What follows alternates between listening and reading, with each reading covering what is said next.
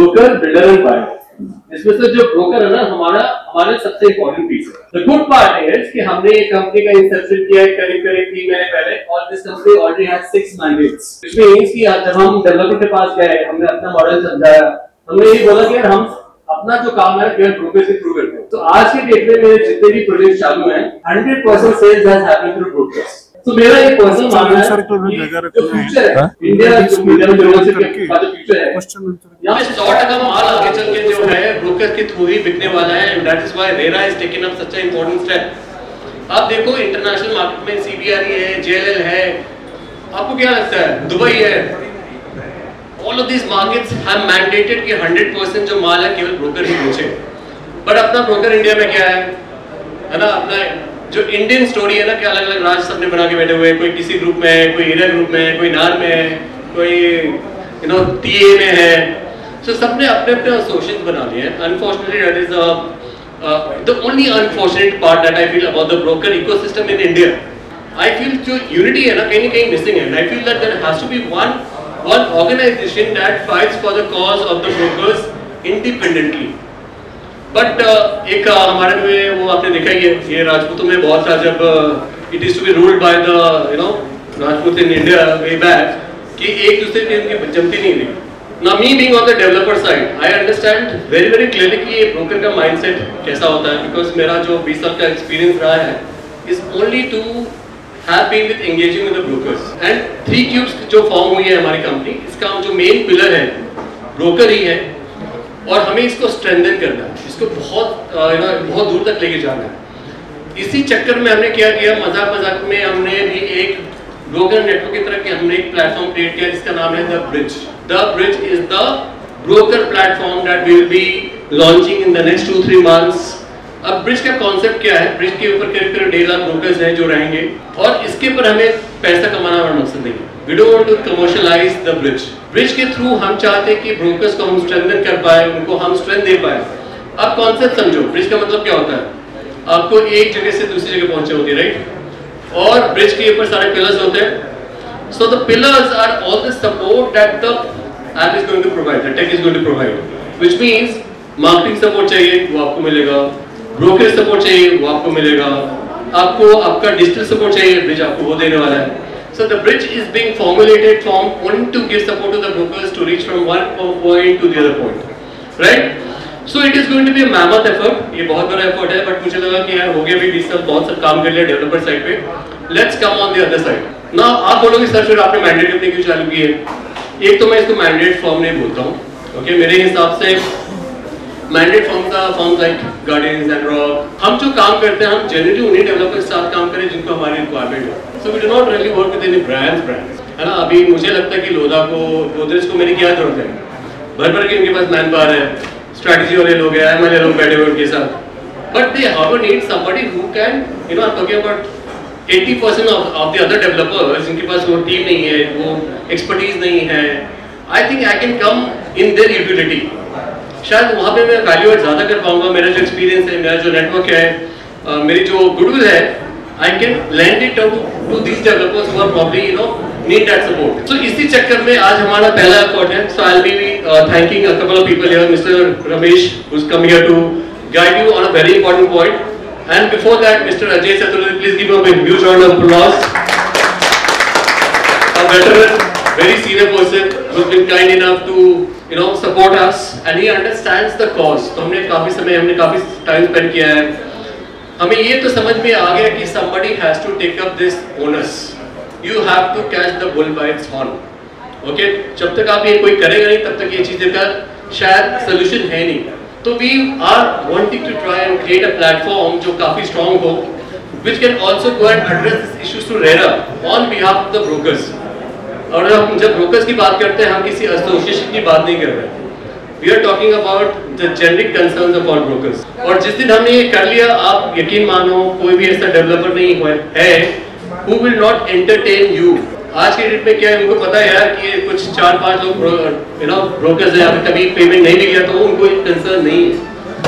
But जिस दिन ये the day you all come together, the day we all form this unity under the bridge, we can address any and every issue RERA is also trying to do a very, couple of very good things. I think that is where आपको हम address करेंगे क्या करना चाह रहे हैं. What RERA is also doing, and what is the implication of a lot of guidelines set by RERA. ये समझना बहुत जरूरी है. So I think it's a very small initiative that we have taken. Actually देखा जाए तो आज हमारा launch है, जो एक project है जो हम launch कर रहे हैं. So that is secondary. I think this cause became very, very important, and very thankful to Ajay ji who brought this cause to us. So Ajay ji, I want to, without wasting much time, because the real show is live with Mr. Ramesh Prabhu and yourself, I'd like to come and also thank you for being here with us. So thank you all. I'll be interacting with you all as we go ahead. Thank you Deepak ji. Good evening friends. मैं thanks करना चाहता हूँ प्रियम group का, जिनका side by ये project है, जिसकी वजह से आज हम लोग का मिलन समारोह आज हो चुका है. दूसरा 3 क्यूब्स का जो मैंडेट कंपनी दीपक ने भी आपको बताया है, तो बहुत अच्छा इनिशिएटिव लिया है इन्होंने. महारेरा से सारी रियल एस्टेट जुड़ी हुई है. 1 मई 2017 को महारेरा इम्प्लीमेंट हुआ था महाराष्ट्र में. अभी भी इस वक्त इंडिया का सबसे बेस्ट जो महारेरा का जो चैप्टर है वो महाराष्ट्र में है. आज के डेट में हमारे पास में करीब 47,000 प्रॉपर्टी ब्रोकर्स पूरे महाराष्ट्र में रजिस्टर्ड हैं.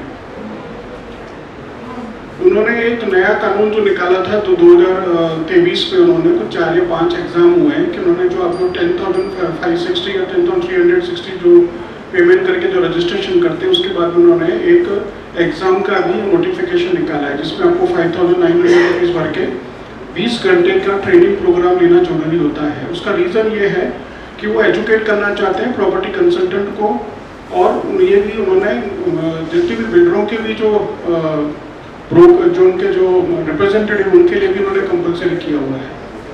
अभी हाल में कुछ कंट्रोवर्सीज हुई है जिसमें कि कॉम्पिटेंसी सर्टिफिकेट नहीं होने की वजह से प्रॉपर्टी की ब्रोकरेज नहीं मिली है काफ़ी लोगों को, जो काफ़ी आया हुआ है.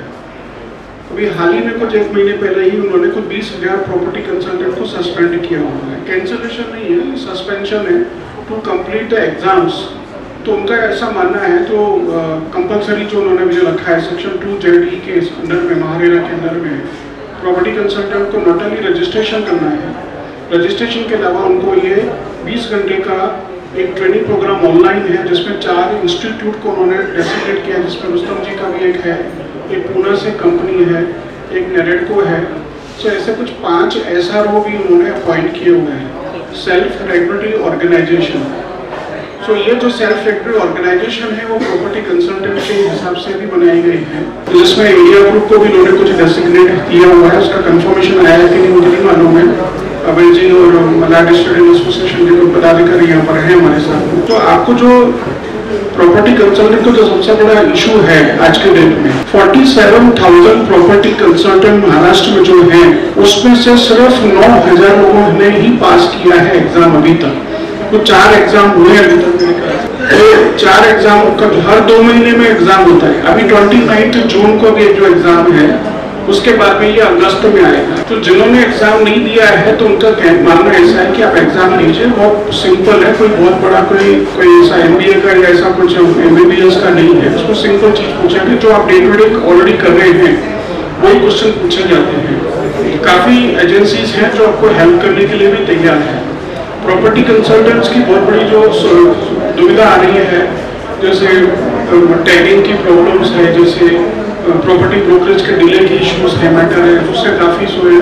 तो ये हमने एक नया प्लेटफॉर्म चालू किया है. मैं एकोमोडेशन टाइम से जुड़ा हूँ, आप लोगों को पता ही होगा, हमारा न्यूज़पेपर चलता था न्यूज़पेपर एकोमोडेशन टाइम्स करके 1986 से लेकर 2019 तक. हमने एक नया सेटअप चालू किया है जो मेरा स्टार्टअप है, रियल एस्टेट स्टडी सर्कल, जिसमें हम इस प्रकार के एजुकेशनल प्रोग्राम, नॉलेज सेमिनार वगैरह करते रहते हैं. लास्ट ईयर से अभी तक हमने करीब 10-12 प्रोग्राम किए हुए हैं. तो इस प्रकार के जो ऑर्गेनाइजेशंस हैं जो हमको सपोर्ट करते हैं, तो मैं दीपक जी से सर जो बैठा था और हमारी बातचीत चल रही, तो मैंने उनको सजेस्ट किया कि जो 20,000 उन्होंने ऑफिशियली सस्पेंड किए हैं और 13,000 फिर उन्होंने सस्पेंड किए हैं, तो टोटल 47,000 में से सिर्फ पूरे महाराष्ट्र में सिर्फ 9,000 प्रॉपर्टी कंसल्टेंट प्राइमरी मार्केट का सेल करने के लिए एलिजिबल है आज के डेट में. बाकी लोग 38,000 अगर प्रॉपर्टी का पे काम करते हैं तो उनकी ब्रोकरेज मिलेगी कि नहीं मिलेगी, उसका क्या उसका एज ऑन टुडे प्रैक्टिकल। अभी कुछ चंदर ग्रुप का सुनने में आया था बीच में, और कुछ ओमकार का 2-3 दिन के आए थे, उन्होंने प्रॉपर्टी ब्रोकर रोक दी थी प्रॉपर्टी कंसल्टेंट्स की। तो उसके जो प्रोसेस है उसका जो सॉल्यूशन है, उसको कैसे हम लोग उसको मिटिगेट करें, मतलब उसको कैसे हम रिस्क को कैसे कवर करें, उसके क्या अंडर द लॉज के अंदर में विद इन द महारेरा के फ्रेमवर्क में हम कोई आउट ऑफ वे नहीं जा सकते हैं। महारेरा के अंदर में हम किस प्रकार से अपने, तो तभी हमारे जो चार्टर्ड अकाउंटेंट है रमेश प्रभु सर, काफी प्रोमिनेंट महारेरा के कंसल्टेंट भी है हमारे साथ में, वो आपको गाइडलाइंस वगैरह भी बताएंगे। उसका आपके जो भी हमने मेन क्वेश्चन आंसर के हिसाब से ही सर को इन्वाइट किया है, and we are very fortunate, उन्होंने अपना समय निकाल के आज हमारे साथ में आए हैं। तो मेरा काम है आपको एक बेसिक ये बताना कि महारेरा में जो प्रॉब्लम्स है 38,000 प्रॉपर्टी कंसल्टेंट अक्रॉस महाराष्ट्र, जो उनको प्रॉपर्टी ब्रोकरेज नहीं मिलेगी, रिलीज नहीं होगी, कोई भी बिल्डर से उन्होंने बिल्डरों को भी धमकी दी हुई है महारेरा ने कि जो रजिस्टर्ड नहीं है, जिसने कॉम्पिटेंसी सर्टिफिकेट नहीं लिया हुआ है, उस प्रॉपर्टी ब्रोकर का ब्रोकरेज अब रिलीज नहीं कर सकते हैं। तो उसका रास्ता क्या है, हम बिजनेस तो नहीं बंद कर सकते, तो हर प्रॉपर्टी कंसल्टेंट इतना पढ़ा लिखा नहीं है इतना, या कुछ टाइमिंग की वजह से प्रॉब्लम हो सकती है, या कुछ किसी को 20 घंटे पूरे कंप्लीट नहीं कर पा रहे हैं। काफी लोगों के अलग अलग चैलेंजेस आते हैं हमारे प्रॉपर्टी कंसल्टेंट भाई लोगों को। तो उसके लिए एक एजुकेशनल एक सीरीज आज से चालू हुई है कि आपको ये पावर किया जाए। अब मेन क्या है कि जो नॉलेज और इंफॉर्मेशन अगर आपको नहीं होती तो इसमें एम्बिग्यूटी बहुत होती है, मिसअंडरस्टैंडिंग बहुत होती है, और उसमें एक पैनिक ही होती है। तो जैसे इनका जो ऑलरेडी प्रोजेक्ट है जो महारेरा रजिस्टर्ड है, इनका जो 3 क्यूब्स कंपनी है, उन्होंने मैंडेट मार्केटिंग लिया, 6 प्रोजेक्ट है इनके पास में वेस्टर्न साइड में सेंट्रल में लाके।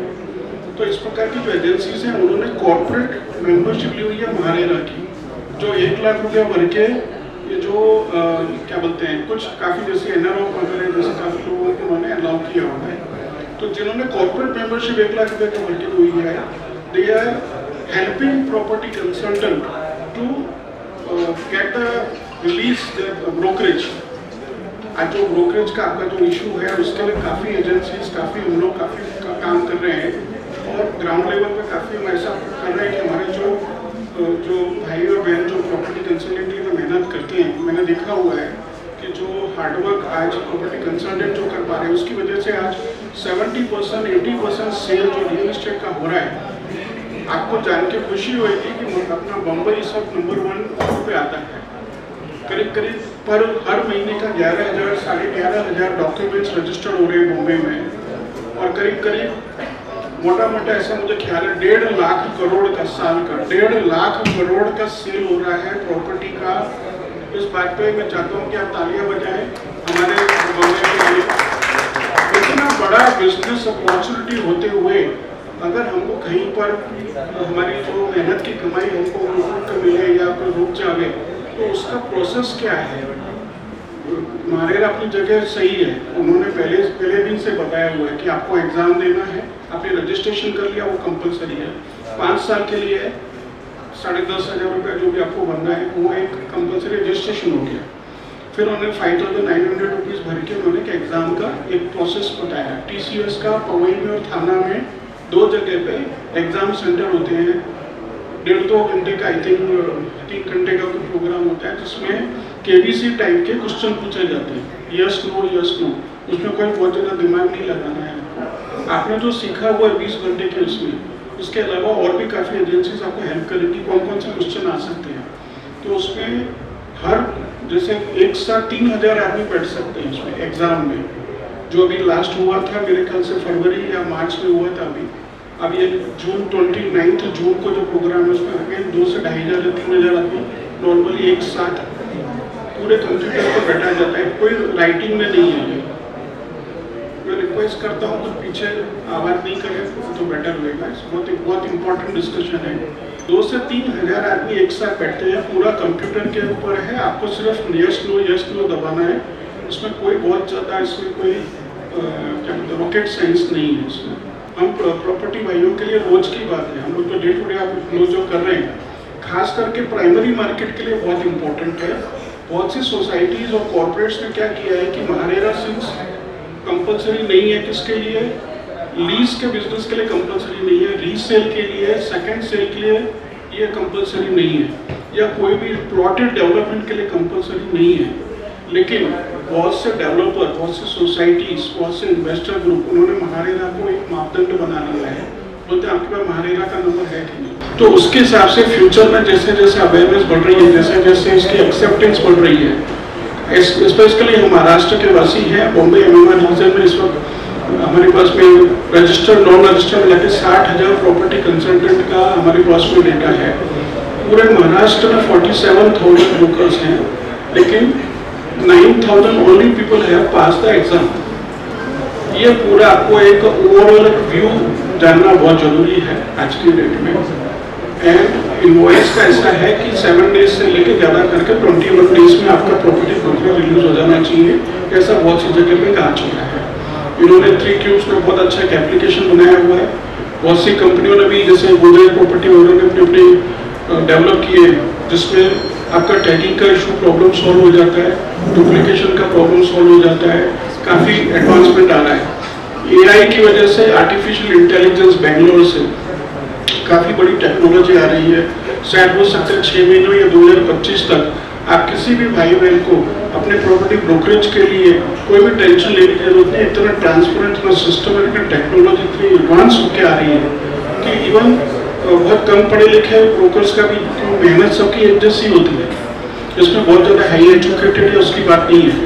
ये रिलेशनशिप का, हम एक से एक रिलेशन की आज प्रॉपर्टी कंसल्टेंट की बात के ऊपर, उसके माइक्रो मार्केट का, उसके जो नॉलेज के ऊपर, जैसे मनाड हो गया या बोरीवली हो गया या मिया रोड हो गया या कहीं भी किसी भी माइक्रो मार्केट के जो प्रॉपर्टी कंसल्टेंट है, उनकी जो डोमेन नॉलेज होती है उस एरिया की, उसकी वजह से कोई भी बायर है उनका मुंह देख के उनके बात पे विश्वास करके लेता है आज के डेट में। इसी वजह से 70% सेल आज के डेट में, अभी CRE मैट्रिक्स का उस दिन में कुछ देख रहा था, मेरे ख्याल से उन्होंने पूरे इंडिया का दिया है या महाराष्ट्र का दिया है, 20,000 से 35,000 करोड़ रुपए का प्रॉपर्टी ब्रोकर डिस्ट्रीब्यूशन हुआ है साल का। मैं चाहता हूं कि आप लोग इसके लिए मुझे इसका अप्लॉज करें कि हमारे प्रॉपर्टी कंसल्टेंट के लिए कितनी एक गर्व की बात है। ऑफिशियली फिगर आई है 20,000 से 35,000 करोड़ रुपए का डिस्ट्रीब्यूशन हुआ है आज के डेट में। इतनी बड़ी मार्केट अगर ऑर्गेनाइज नहीं है, अगर उसको रूल्स रेगुलेशंस को नहीं बांधा गया, तो उसमें क्या है कि इसको कॉर्पोरेट्स प्रॉपर्टी के बहुत से जो प्रॉपटेक वाले हैं वो इसमें काफ़ी बड़े स्केल पे आ रहे हैं। वो हमारे बिजनेस को, माइक्रो मार्केट के जो प्रॉपर्टी कंसल्टेंट भाई हमारे बहन हैं, उनके बिजनेस को नहीं उनको अगर ले जाएं, उसके लिए मैं चाहता हूं कि आप लोग एक यूनाइटेड हैं, एक प्लेटफॉर्म पे आए, साथ में मिलिए, और हमारे जो इस इंडस्ट्री के जैसे नेशनल प्रोफेशनल है, प्रभु सर हैं, अमित मेहता जी हैं, काफ़ी एडवोकेट, चार्टर्ड अकाउंटेंट्स महारेरा के, हम लोग काफ़ी कोशिश कर रहे हैं कि एक प्लेटफॉर्म पे आपके लिए बहुत अच्छा एजुकेशनल एक प्लेटफॉर्म क्रिएट किया जाए। मैं चाहता हूं कि अभी ज़्यादा समय न लेते हुए रियल एस्टेट स्टडी सर्कल की तरफ से मैं आपका सबका धन्यवाद देता हूं। Thanks to 3 cubes and thanks to premium group करके है। आप जाने से पहले एक बार जरूर देख के गए, उनके जस्ट एडजॉइनिंग ही उनका प्रॉपर्टी का बहुत अच्छा प्रोजेक्ट है। तो सबसे अच्छा ये मुझे लगा कि वो नॉर्थ ईस्ट का जो फेसिंग है, हमारे जो मारवाड़ी गुजराती लोग हैं, आप सब जो जानते होंगे, इनका बहुत ब्यूटीफुल प्रोजेक्ट है नॉर्थ ईस्ट के हिसाब से। आप भी देखें जाने से पहले, एंड मैं तो अभी पूरा चेक करके आया हूँ। मैं चाहता हूँ कि चार्टर्ड अकाउंटेंट रमेश प्रभु सर, जो महासेवा के प्रमोटर हैं, प्रवर्तक हैं, और बहुत ही निष्णात हमारे महारेरा के कमेटी में भी हैं, कंसल्टेंट हैं, हर एक एसोसिएशंस में हमें काफ़ी आदर से बुलाया जाता है। सोसाइटी रीडेवलपमेंट का हमने एक पूरा मुहिम चालू किया है। आज जो कंपेन चालू हुआ है सोसाइटी रीडेवलपमेंट का, उसके सूत्रधार आप बोल सकते हैं, या बहुत बड़ा एक जो हाथ है वो डॉक्टर रमेश सर का है। संडे को हम लोगों ने एक बार प्रोग्राम किया हुआ है पोईसर जिमखाना में, जिसमें free of cost free workshop है सोसाइटी रीडेवलपमेंट के ऊपर, जिसमें 5 या 6 2 आर्किटेक्ट है प्रोमिनेंट, तीन उसमें लॉयर हैं। इसमें गोपाल शेट्टी साहब के अध्यक्षता में हम लोग ने प्रोग्राम किया है, सबने इनिशिएट लिया है। रमेश प्रभु साहब इसमें प्रिंसिपल स्पीकर है। सुबह 10 बजे संडे को आप सब वहाँ पे भी यू आर इन्वाइटेड। तो आज का जो प्रोग्राम है, जो प्रॉपर्टी ब्रोकर्स की जो प्रॉब्लम्स के रिलेटेड, मैं इनवाइट करता हूँ सबको। दोस्तों गुड इवनिंग। अजय चतुर्वेदी साहब जो मैनेजिंग डायरेक्टर हमारे जो रियल एस्टेट स्टडी सर्कल जिन्होंने शुरुआत किया, उसके बाद दीपक सिंह जो त्रिक्यूब के ओनर हैं, और आप सब जो मौजूद हैं, आप सबको मैं स्वागत करता हूं। मेरा प्रेजेंटेशन मैं बाद में करूंगा। मैं ये जानना चाहूंगा क्योंकि आप सब ब्रोकर्स हैं, आज आप कुछ समस्या लेके आए होंगे, तो मैं चाहता हूं आपका मन में ब्रोकरेज को लेके या ब्रोकर को लेके या रेरा का जो नया कायदा आके बहुत सारे लोग को सस्पेंड किया है या उसका नियम को लेकर आपके मन में क्या शंकाएं हैं, वो मैं जानना चाहूंगा। क्योंकि मुझे बताना है तो मैं कंटिन्यूसली 8-8 दिन रेरा के ऊपर बिना रुकते हुए लेक्चर दे सकता हूँ। इसके लिए उसके ऊपर न जाते हुए तो बाद में आप देखेंगे मुझे, बट आपका मन में क्या सवाल है जरा समझ ले। आपका नाम बताइए। मेरा नाम अभय साजिद है। सर हमारे एक मेंबर है, वो रेरा रजिस्टर्ड है, बट ना उन्होंने एग्जाम दिया है, ना उन्होंने अभी ट्रेनिंग दिया है। उनकी रोकड़ एक जगह रुकी, तो मुझे कॉन्टेक्ट किया था और कहा था कि क्या कैसे हो सकता है। मैंने कहा भाई जो रूल्स रहे हुए उसके हिसाब से आपको ट्रेनिंग भी देना पड़ेगी और एग्जाम भी देना पड़ेगी, तो उसके कोई रास्ता नहीं। ओके, पहला अभय साजिद साहब का सवाल है, ब्रोकरेज रुका हुआ है। ओके, हमने रजिस्ट्रेशन किया था लेकिन हमारा नाम रेरा ने सस्पेंड किया या एबेंस में रखा है या मैंने रजिस्ट्रेशन नहीं किया, सो ब्रोकरेज रुका हुआ है, तो मैं कैसा ले सकता हूं? और कोई सवाल? या मेरा actually I know the answer for this question, but मेरे को एक सजेशन था, क्योंकि आप महारेरा से जुड़े हुए हैं। रेरा ट्रेनिंग जब हमने दी थी तो उन्होंने कहा था make sure when you do a transaction insist and request a builder to put your name in the agreement as a broker। बराबर, ठीक है, ये हमको ट्रेनिंग में बताया गया था। मगर इशू क्या है, कोई भी बिल्डर ये बात मानने को तैयार नहीं है और वो मनमानी कर रहा है, because there is no act and there is no law passed, so a law has to be enforced. अगर महारेरा बोलता है the buyer, the builder and the real estate agent are stakeholders, तो real estate agent को powers तब मिलेंगे जब एक act form होगा, तो एक्ट फॉर्म होना बहुत जरूरी है। आपका नाम क्या है?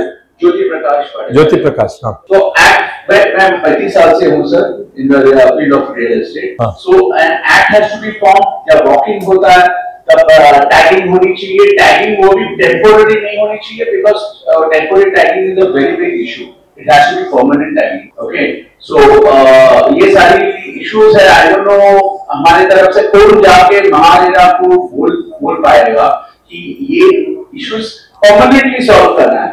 If you want, because क्या है सर, हमको stakeholders बना के उन्होंने हम पे बहुत सारे penalties लागू करने के लिए नियम बनाए हैं। उन्होंने rules बनाए, penalties हमको 5% पेनल्टी देना है, बिल्डर हमको 2% ब्रोकरेज देगा, पर पेनल्टीज 5% है। तो हमको भी जब स्टेक होल्डर बना है तो नाम के वास्ते बना के फायदा नहीं है। Okay, so I am sure there has to be an act. Okay, ये लिखता नहीं भाई।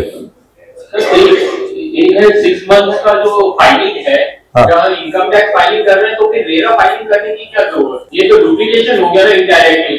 ओके, दूसरा इसमें है क्वेश्चन जो होता है कि 20 लाख के ऊपर आपको जीएसटी फाइल करना होता है। हाँ, इसलिए मेरा कभी 20 लाख पार नहीं हुआ। मैंने जैसे कि चलो इस फाइनेंशियल 6 मंथ में एक बुकिंग हुई, उसमें वो बिल्डर बोलता है कि लिखो कि भाई तुम जीएसटी के अंदर नहीं आते हो, फिर साइन कराता है।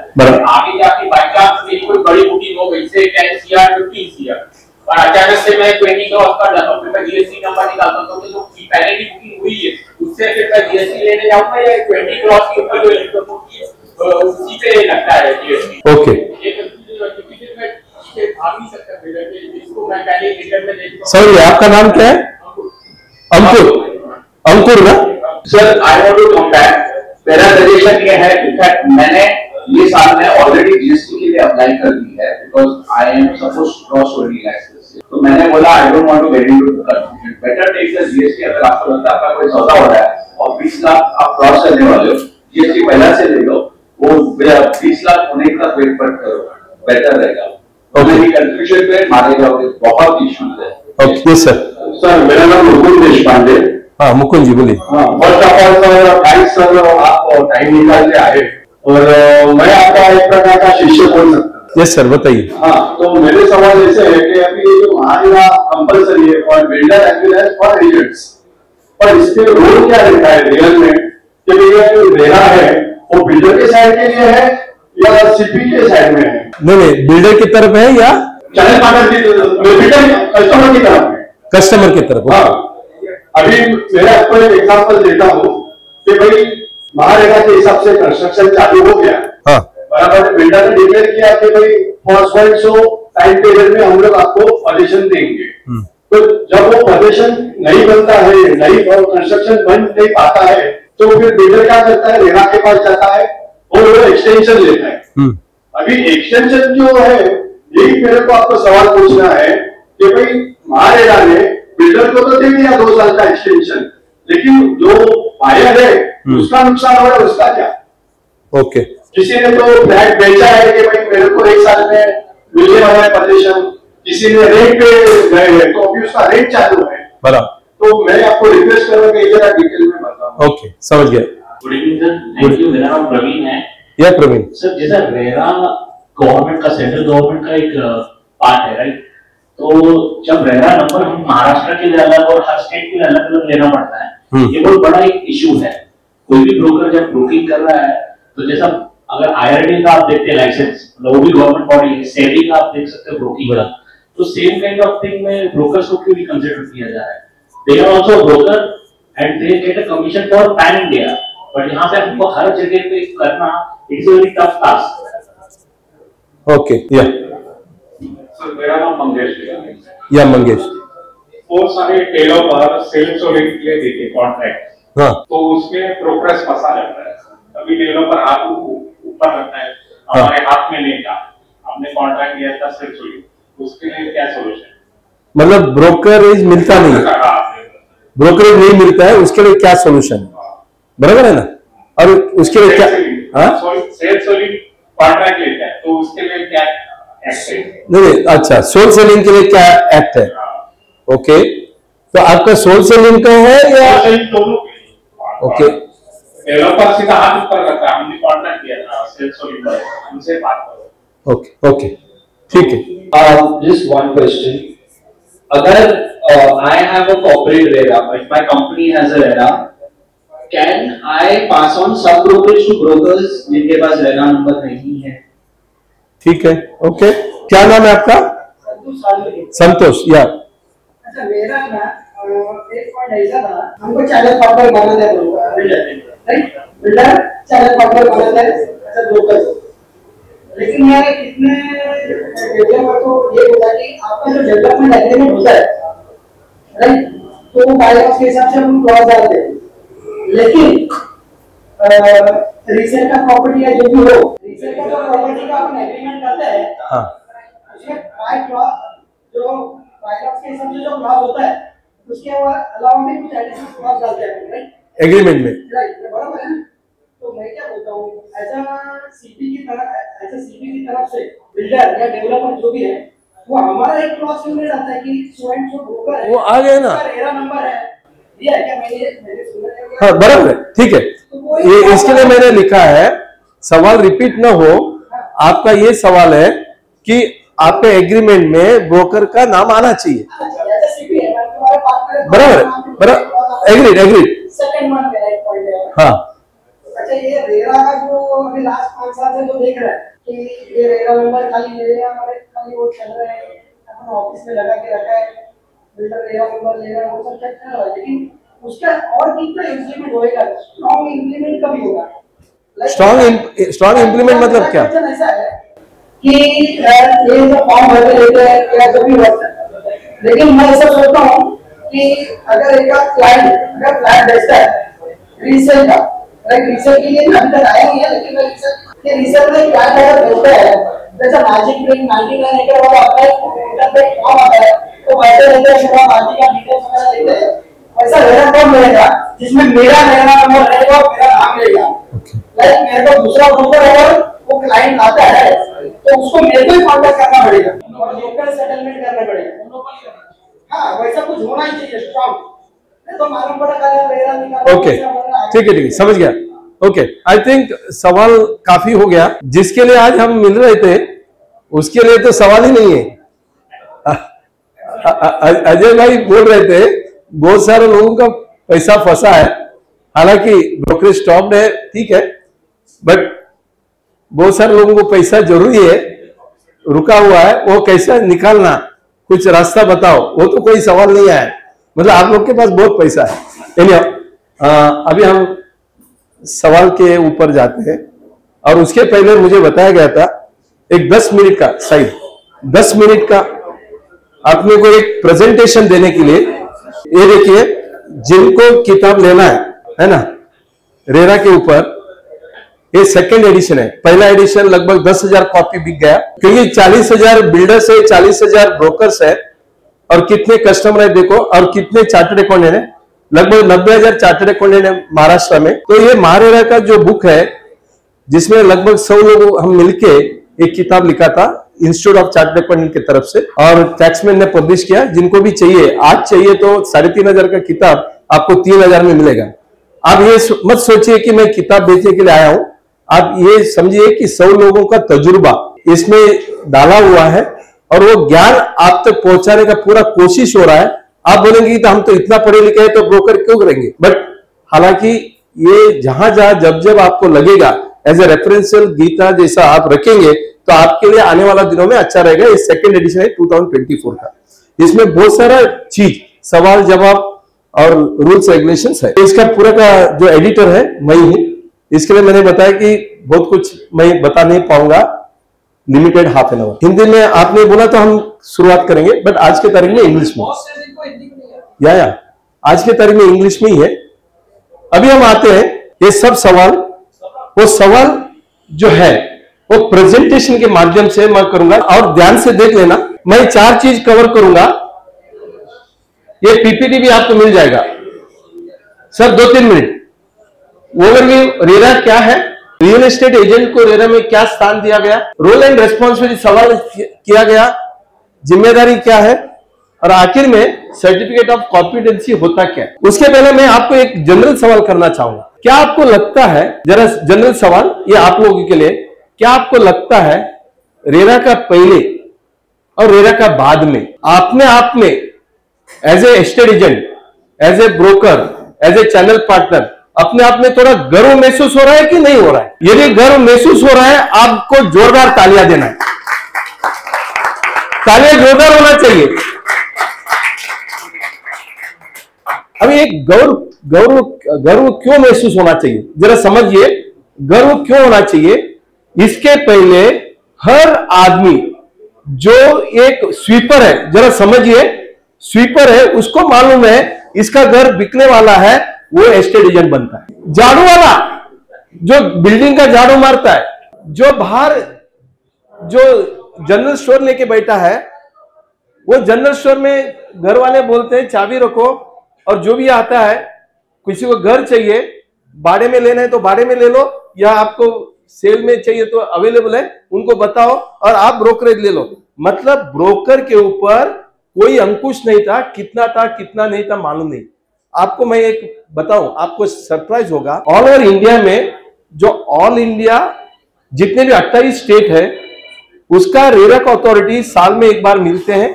अभी 17 जुलाई को मिलने वाला है, जहां मुझे बुलाया गया है, और एक चिंतन मंथन करने के लिए। चिंतन मंथन क्या है, हमें समझ में आता है कि more than 1,30,000 to 40,000 project registered है, लेकिन ब्रोकर का रजिस्ट्रेशन होता नहीं है। इसका मतलब अभी भी ब्रोकरेज के जो काम है वो गलत व्यवहार से हो रहा है।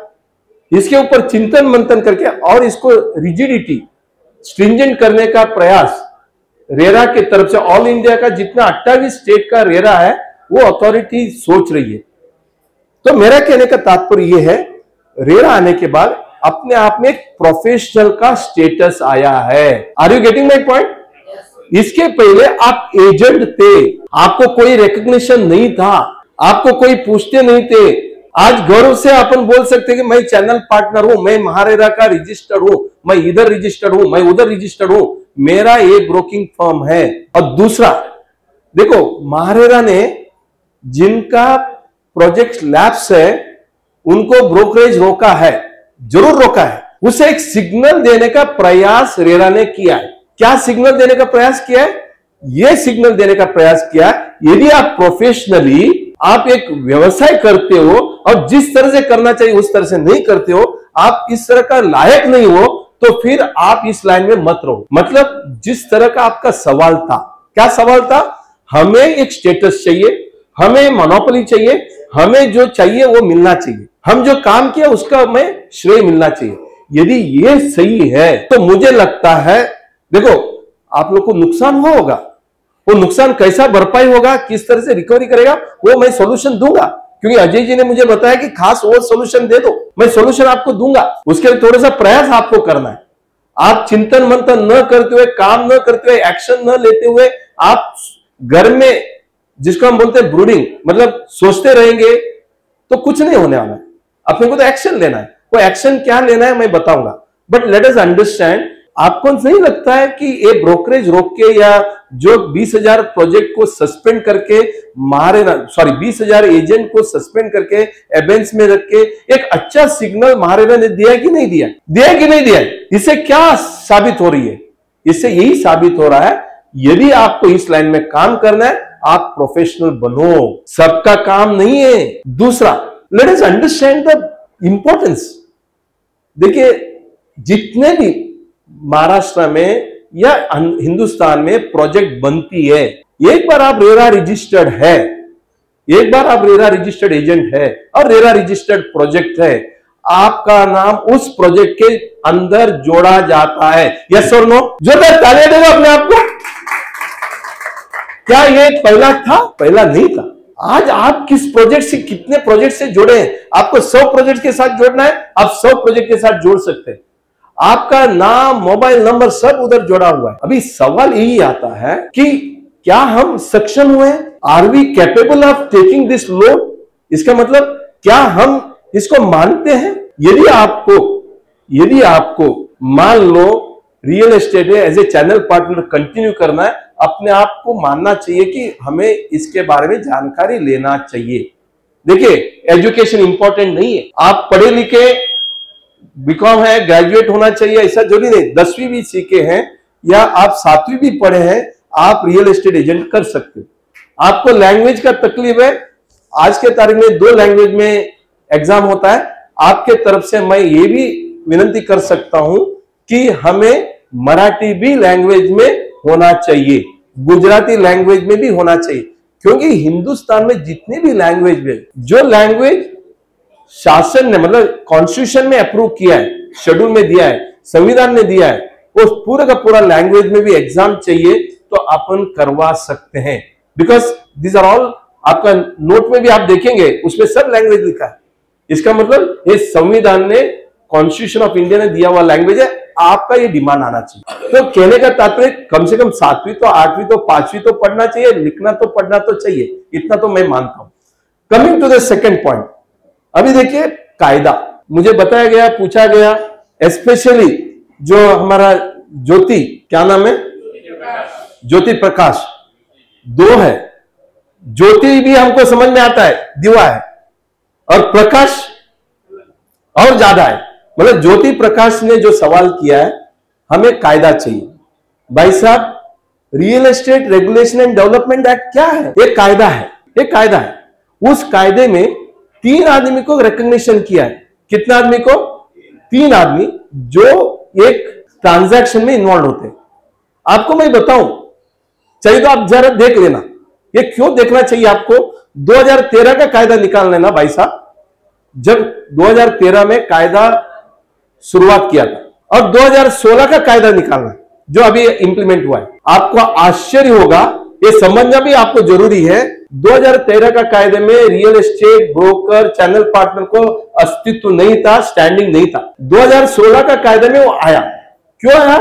क्योंकि मैं उस पार्लियामेंट कमेटी में भी था। हमारा महाराष्ट्र सोसाइटी वेलफेयर एसोसिएशन और affordable housing welfare organisation of India, ये दोनों के तरफ से हम 5-5 लोग पार्लियामेंट कमेटी में रिप्रेजेंट किए थे और हमने यही बताया, क्या रेरा एक रेगुलेटरी लॉ है? आप समझ रहे हैं रेगुलेटरी लॉ मतलब? रेगुलेटरी लॉ मतलब एक रियल एस्टेट को प्रावधान देना, प्रमोशन करना, उसके बाद उसको पूरी तरह से नियंत्रण करना। यदि ये नियंत्रण करना चाहते हो, आप अच्छे तरह से उसको देखना चाहते हो, तो ये जो मिडलमैन है, सो कॉल्ड मीडिएटर है, और जिनके वजह से काम होता है, जैसे अजय जी ने अच्छे तरह से बताया कि 20,000 से 35,000 करोड़ का ब्रोकरेज, ये जो इंटरमीडिएरी है उसको आप नजरअंदाज नहीं कर सकते। हमने उदाहरण दिया, उदाहरण किसका है आप सब जानते हो, आज सेबी जानते हो, कैपिटल मार्केट। कुछ बुजुर्ग लोग इधर है, security exchange board of India जो कैपिटल मार्केट का सेबी अभी ऑनलाइन होता है। आप बताएंगे कि हर्षद मेहता, केतन पारेख जब शेयर ब्रोकिंग करते थे उधर रिंग में जाके करते थे, बराबर है कि नहीं? आप थोड़ा सा बताइए किस तरह से होता था।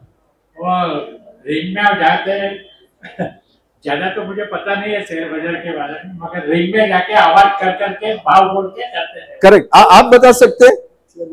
नहीं, देखिए स्टॉक एक्सचेंज बिल्डिंग में वो जिसको लाइसेंस है ब्रोकर, उधर ही जाके व्यवहार करते थे, उनको कार्ड मिलता था, और उधर जो व्यवहार अलग होता था, मान लो 10 रुपए में लिया है, इधर आके क्लोजिंग 20 रुपए का हुआ तो बोलेंगे 20 रुपए में लिया। वो ब्रोकरेज तो लेना ही है, उसके अलावा तो वो गैप भी रखते थे, कट रखते थे। मान लो बेचने के लिए दिया, 20 रुपए में बेचो, और उधर 12 रुपए हो गया लोवेश, वो बोलेंगे 12 रुपए में हमने बेचा, क्योंकि आपके पास मोबाइल ईमेल कुछ नहीं था, इंस्ट्रक्शन नहीं था। वो ब्रोकरेज अपना चिट्ठी करके ब्रोकरेज भी लेता था, कोई ट्रांसपेरेंसी नहीं होता, और इसके लिए हर्षद मेहता ने बहुत सारे लोगों को लिपट में लिया था। कहने का तात्पर्य यह है, उस टाइम का जो ट्रांजैक्शन ब्रोकर का, और आज जो स्टॉक एक्सचेंज का जो ब्रोकर है, वो घर में बैठे बैठे मोबाइल के अंदर व्यवहार कर सकता है। आने वाला दिनों में real estate regulation and development act, जहां 28 स्टेट का जितने भी रेगुलेटरी अथॉरिटी चेयरमैन और मेंबर्स है, ये सब ने मिला के एक एसोसिएशन बनाया, जैसा आपने एसोसिएशन बनाया। आप मुझे बताओ, real estate regulatory authority government का बॉडी है, यस और नो? आप चाहे तो गूगल करके देख लेना, all India real estate forum for real estate regulatory authority. इनको 28 स्टेट को इतना बड़ा फोरम एसोसिएशन बनने की क्या जरूरी था, लेकिन उन्होंने बनाया। क्यों बनाया? क्योंकि उनको लगता है कि एक स्टेट ने अच्छा काम किया, दूसरा स्टेट को फॉलो करना चाहिए, तीसरा स्टेट ने अच्छा किया या गलत किया तो उसको सुधारना चाहिए। तो ये साल में एक बार मिलते हैं, क्वार्टरली मिलते हैं, और अपने अपने निर्णय लेते हैं। मैं वापस आता हूं आपके ऊपर। तो मेरा कहने का तात्पर्य यह है, यदि आपको लगता है कि आपको मोनोपोली मिला है, फिर आप ये बोलेंगे कि मुझे मोनोपोली नहीं मिला, मेरा ये मिला वो मिला, 100 चीज होती है, उसमें 5 चीज गलत है। मान लो ये व्हाइट बोर्ड है, एक डॉट है, वही आप देखते रहोगे, और 95% जो अच्छा चीज है उसके ऊपर आप काम नहीं करोगे, तो आपको दोष देना पड़ेगा। तो मेरा कहने का तात्पर्य ये है, थोड़ा सा जानकारी देने का प्रयास करिए। अभी हम जानते हैं कि ये रेरा में किस तरह का हर एक का सवाल का जवाब आपको मिलेगा। ये क्यों आया आप सब जानते हैं, क्योंकि पहला क्या था, अनरेगुलेटेड था, कोई पूछने वाला नहीं था, बिल्डिंग कौन सा है, बिल्डर कौन सा है, कुछ भी मालूम नहीं था। वो बिक गया, ये बिक गया, ये इन्वेस्टर का फ्लैट है, ऐसा गलत बिल्डर बताते हैं। अभी नहीं हो सकता है, क्योंकि आपको पूरा का पूरा लिस्ट देना पड़ता है। गुजरात रेरा ने क्या किया मालूम है आपको? ये आने वाला दिनों में आएगा, ज्योति प्रकाश जी। गुजरात रेरा ये फ्लैट एक आदमी को बेचा, उसका नाम के साथ वो डिक्लेयर होता है। किधर होता है? वेबसाइट में। मान लो रमेश प्रभु को फ्लैट बेचे 101 फ्लैट के सामने R.P.XXX करते हैं, मतलब इनिशियल 2 लिखते हैं, मतलब कौन सा फ्लैट किसको दिया है, वो जानकारी गुजरात रेरा में होता है। महाराष्ट्र रेरा में सिर्फ इतना ही बताया जाता है, महाराष्ट्र रेरा में कौन सा फ्लैट बेचा, कौन सा फ्लैट बेचा नहीं, कम से कम उतना तो मालूम पड़ता है। हर 3-3 महीने को उनको बोलना पड़ता है। और महारेरा ने अभी अपना सॉफ्टवेयर भी बढ़ा रहे हैं। आपको आश्चर्य होगा, सुन लीजिए, महारेरा ने और महाराष्ट्र गवर्नमेंट ने बीएमसी का जितने भी प्लान है, ये पूरा का पूरा रेरा का वेबसाइट में मर्ज किया। ये मालूम है आपको? मालूम नहीं तो मालूम कर लेना। महारेरा का जो वेबसाइट है उसमें बीएमसी का जितने भी प्लानिंग अथॉरिटी का जो प्लान होता है वो इंटीग्रेट हुआ है, मर्ज हो गया। अभी आप रेरा का वेबसाइट में जाके आप प्लानिंग क्या हुआ क्या नहीं हुआ देख सकते हैं। उसी तरह से अभी डिस्कशन चालू है, आने वाला 6 महीने में आपको दिखाई देगा उसका सॉफ्टवेयर बन रहा है। वो क्या बन रहा है? जैसे ही एग्रीमेंट सेल के लिए आप जाते कि नहीं साहब, जब एग्रीमेंट आप सेल करने को जाते हो उधर पूछा जाता है, क्या पूछा जाता है, कौन सा प्रोजेक्ट है। आज प्रोजेक्ट लैप्स है तो रजिस्ट्रेशन नहीं होता है, मालूम है ना, लेकिन आने वाला दिनों में कौन सा प्रोजेक्ट है, प्रोजेक्ट में 100 फ्लैट है, वो 100 फ्लैट रजिस्टर का सब रजिस्टर ऑफिस में दिखाई देगा। 100 फ्लैट में दिखने के बाद वो कौन सा फ्लैट है, 101। यदि उसका एग्रीमेंट आता है डुप्लीकेट सेल करने के लिए, वो बोलेगा कि ऑलरेडी बिका है तो उसका रजिस्ट्रेशन नहीं होगा। दूसरा, यदि आप चाहते हो आप एक रिप्रेजेंटेशन दे देना। क्या रिप्रेजेंटेशन देना चाहिए, जब भी वो सेल होता है उधर ब्रोकर कौन है वो लिखो। ये आने वाला दिनों में है। अभी मैं आपको बताऊं, पहला मैं तो एडवोकेट का तरह से काम भी करता हूं, कंसल्टेंट हूं, चार्टर्ड अकाउंटेंट हूं, मैं रेरा में जाके प्रैक्टिस करता हूं, मैं बार एसोसिएशन का वाइस चेयरमैन हूं। तो हमने रेरा को थोड़ा सा बात किया, बताया, क्या बताया, सर इतने कंप्लेंट्स आते हैं और कंप्लेंट्स हमारा फीस नहीं देते हैं। जरा सुन लो मैं क्या बोलता हूं, हमारा फीस नहीं देते और नोटिस वगैरह उनको मिलता है फॉर दिशा जाते हैं, हमको मालूम नहीं पड़ता। तो उन्होंने बोला आपको क्या चाहिए, सर हमारा नाम, वो कंप्लेंट जब होता है ना, रजिस्टर होता है ना, उस टाइम में कंप्लेंट का नाम रहेगा, बिल्डर का नाम रहेगा, और हम एज ए एजेंट, मतलब in the sense on representing the customer, RERA के सामने हमारा भी नाम होना चाहिए, मोबाइल नंबर होना चाहिए।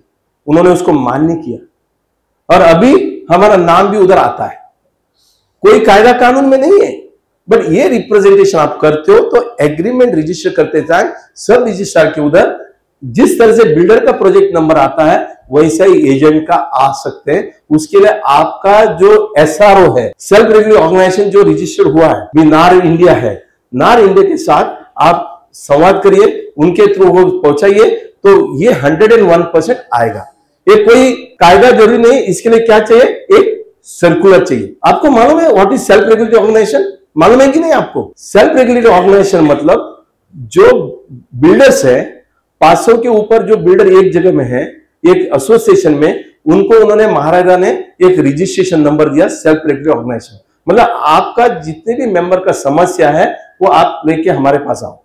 किसके थ्रू? वो सेल्फ रेगुलेटरी ऑर्गेनाइजेशन एक रिकॉग्नाइज्ड बॉडी है।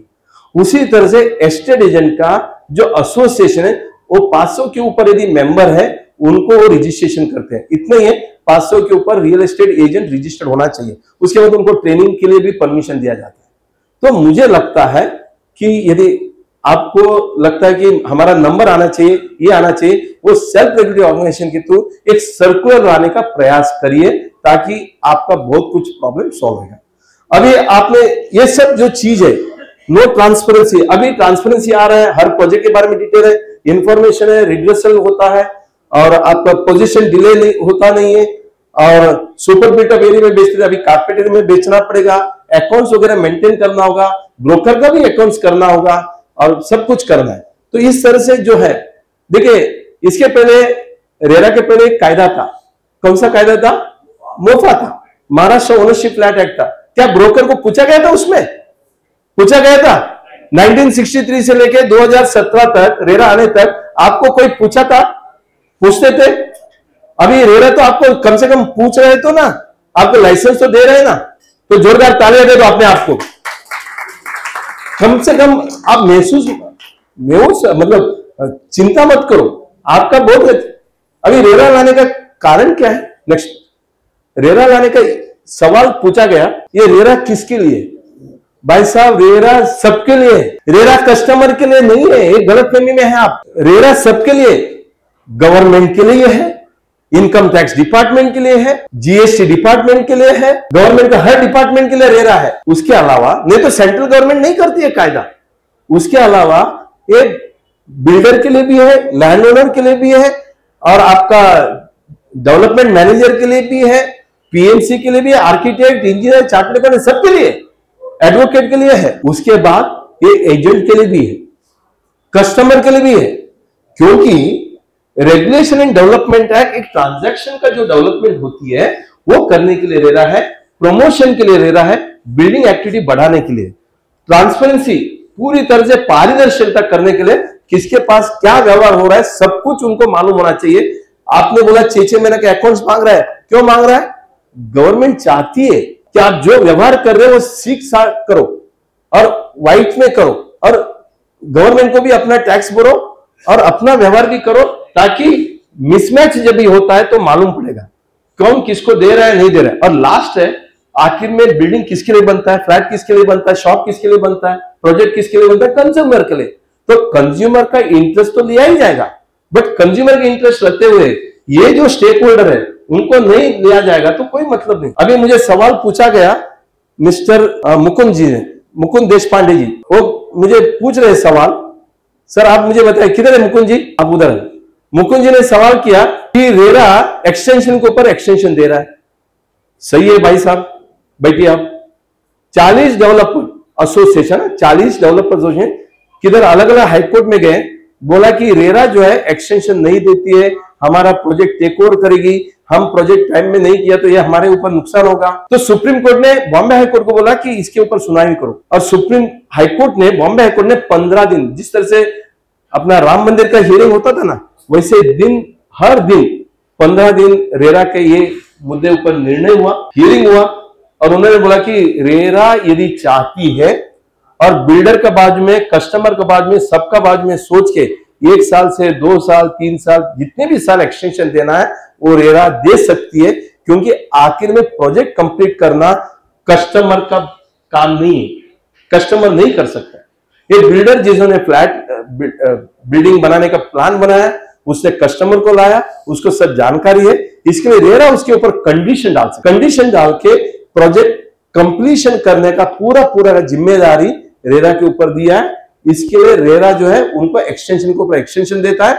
इसका मतलब ये नहीं है कस्टमर का विरोध है, वो कस्टमर के लिए क्यों करता है, वो फॉरेंसिक ऑडिट भी होती है, इंस्पेक्शन भी होती है, 3-3 महीने का प्रोग्रेस रिपोर्ट होती है, और जहां प्रोग्रेस रिपोर्ट 3-3 महीने का, 6 महीना नहीं दिया, कितना महीना नहीं दिया, 6 महीना प्रोग्रेस रिपोर्ट नहीं दिया, तो 7,000 से 8,000 प्रोजेक्ट को सस्पेंड किया गया, सस्पेंड किया, बैंक अकाउंट फ्रोजन किया, और सब रजिस्ट्रार को लिख दिया कि आप इसका एग्रीमेंट मत बेचो, मतलब एग्रीमेंट रजिस्टर मत करो। ये क्यों किया रेरा ने, ये एहसास दिलाने के लिए कि मैं इधर बैठा हूं, आप सबका पैसा नहीं ले सकते हो, आप सबको लुभाट नहीं सकते हो, और पैसा लेके दूसरे जगह में नहीं डाल सकते हो। आप 3-3 महीने के हमें क्वार्टरली प्रोग्रेस रिपोर्ट दो, सीए का सर्टिफिकेट दो, आर्किटेक्ट का दो, इंजीनियर का दो, तब हम देखेंगे यदि प्रोजेक्ट में कुछ गलत है। आपने 6 महीने का रिपोर्ट नहीं दिया, 50,000 रुपए पेनल्टी डाल के पूरा कंप्लायंस करने के बाद उसको सस्पेंशन को रिवाइव करते। कहने का तात्पर्य यह है,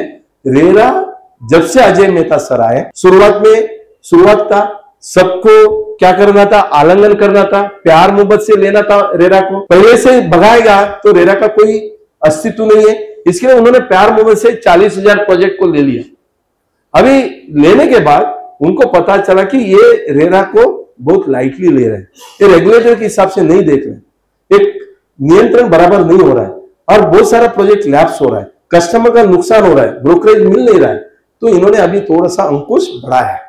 तो आने वाले दिनों में ब्रोकर को भी पूरा का पूरा जस्टिस मिलेगा, वो कैसा मिलने वाला है और कैसा मिल सकता है वो भी मैं बताऊं। तो इस तरह से अभी आपको मालूम है, मोफा में ये नहीं था रेगुलेटरी अथॉरिटी, अभी रेगुलेटरी अथॉरिटी है, कॉम्पिटेंट अथॉरिटी है, एजुकेटिंग ऑफिसर है, हाई कोर्ट है, सुप्रीम कोर्ट है, एक अच्छा तरह का माहौल बन गया। देखिए ये स्टेक होल्डर है, रियल एस्टेट का स्टेक होल्डर है, ये कस्टमर के लिए नहीं है। मैंने जैसा शुरुआत में बताया, लैंड ओनर है, प्रमोटर है, कंपनी है, पार्टनरशिप है, इवन गवर्नमेंट कंपनी के ऊपर भी नोटिस हुआ है साहब। आपको पता नहीं होगा, यूपी में जो यूपी लैंड अथॉरिटी है, डेवलपमेंट अथॉरिटी, उनके ऊपर भी पेनल्टी लगा है। तो गवर्नमेंट को भी छोड़ते नहीं है, डेवलपर, बिल्डर है, और चार्टर्ड अकाउंटेंट है, एस्टेट एजेंट है, कॉन्ट्रैक्टर है, सबके लिए रेरा लागू है।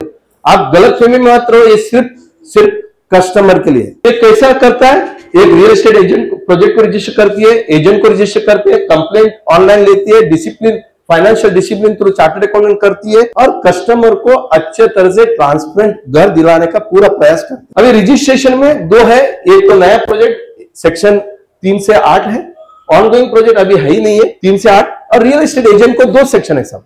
92 सेक्शन में जरा समझने की कोशिश करिए, रियल एस्टेट एजेंट को कितना सेक्शन है, 2 सेक्शन है। 92 टोटल सेक्शन है, उसमें रियल एस्टेट एजेंट को 2 ही सेक्शन है। आपको जो एग्जाम किया जाता है वो सेक्शन 1 से लेकर सेक्शन 20 तक है। सेक्शन 1 से लेकर 20 तक का ही आपको पढ़ाई करना है, 92 सेक्शन पढ़ना नहीं है। क्यों? ये जो 19 सेक्शन है या 20 सेक्शन है वो महत्वपूर्ण सेक्शन तो क्या है हम देखेंगे। बट आप ये सेक्शन 1 से 20 पढ़ाई करते हो, आप प्रोफेशनल बनते हो। और महाराष्ट्र ने पहले चालू किया, अभी यूपी ने किया है। अभी 28 सेशन में 2 ही स्टेट ने जो रियल एस्टेट एजेंट को एक प्रोफेशनल कॉम्पिटेंस एग्जाम पास करने के लिए बोला। मतलब गलत आदमी इसमें आना नहीं चाहिए। अबाउट रियल एस्टेट एजेंट, ये मैं ज्यादा नहीं बात करूंगा। Real estate are essential element of real estate transaction, वो तो आप जानते हो। आपके बारे में मैं क्या ज्यादा बात करूं। Importance of real estate agent, आपको गवर्नमेंट ने रिकॉग्निशन करके आपका जो महत्व है वो बढ़ाया है। आज यदि बिल्डर को बेचना है, आपके थ्रू ही बेचना है। वो डायरेक्ट डिजिटल मार्केटिंग कितना भी करो, वो डिजिटल मार्केटिंग में लोगों को पसंद नहीं आता है। आपका जो सेल स्टॉक है, आप जो कन्विंसिंग है, जैसा अजय जी ने बराबर बताया कि हर आदमी को कोई ना कोई संतुलन करने वाला चाहिए। आज मैं आपको बताऊं, इनकम टैक्स कायदा पढ़ के रिटर्न फाइल ऑनलाइन करने वाला कितने लोग हैं? Not even one. क्यों नहीं है? क्योंकि कायदा भले सबको जानकारी है, फिर भी वो किसके साथ जाते हैं? चार्टर्ड अकाउंटेंट के पास जाते हैं। उसी तरह से रियल एस्टेट प्रोजेक्ट जिसके ऊपर आप मार्केटिंग करने वालों, बिल्डर तो अपना गाना गाएगा, कस्टमर अपने को प्रोटेक्शन चाहता है, लेकिन आप जो है, जैसा कि आपको मालूम है LIC एजेंट, LIC एजेंट को भी एग्जाम पास करना पड़ता है, मालूम है कि नहीं? पहला नहीं था साहब। ये कब आया? 2000 में आया। क्यों आया 2000 में? क्योंकि उधर पहली बार इंश्योरेंस रेगुलेटरी अथॉरिटी आया। उसके पहले इंश्योरेंस रेगुलेटरी अथॉरिटी नहीं था। LIC जो करती है वो उसका मनमानी चलता था। उसके बाद प्राइवेट कंपनी को भी इंश्योरेंस बिजनेस करने का मौका मिला। फिर प्राइवेट कंपनी यदि कोई भी एजेंट को अपॉइंट नहीं कर सकती, उसी तरह से ब्रोकर को भी है। कहने का तात्पर्य है आपको इंपॉर्टेंस मिला, वो इंपॉर्टेंस का पूरा बेनिफिट आपको लेना है। अभी सेक्शन 9 और 10 एजेंट के बारे में अपन बात करते हैं, बाकी नहीं चाहिए मुझे। ये आपका बारे में पहला है, आपको देखिए, जो ब्रोकर है, जो रेरा में रजिस्टर्ड है, वो अनरजिस्टर्ड प्रोजेक्ट का मार्केटिंग नहीं कर सकता।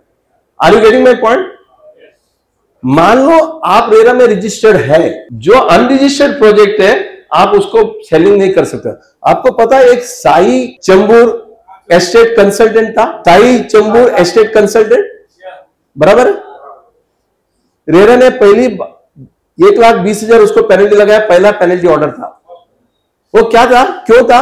क्योंकि उन्होंने रेरा नंबर लिया, अपना नंबर नोटिस बोर्ड मतलब बोर्ड में डाल दिया और बेच क्या रहा था? Unregistered project.